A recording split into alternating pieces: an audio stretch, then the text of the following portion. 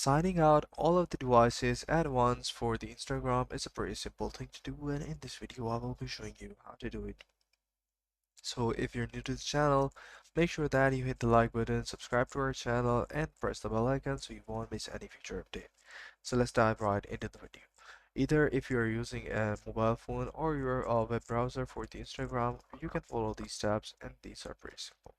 So simply all you have to do is to go to the more option and setting. In setting, what you have to do is to go to the account center. In the account center, once the account center has been opened up, what you have to do is to go to the password and security tab.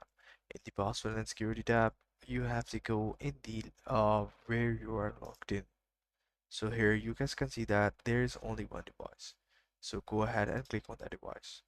So here you guys can see that I am logged in with my phone and the Windows.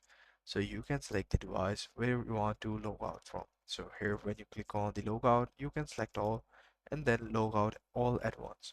So that way you will be able to log out specifically on one device or more devices, or you can log out all at once. So that's how you can do it. I hope you find this video helpful. If you do, please consider subscribing to our channel. Take care. Bye bye.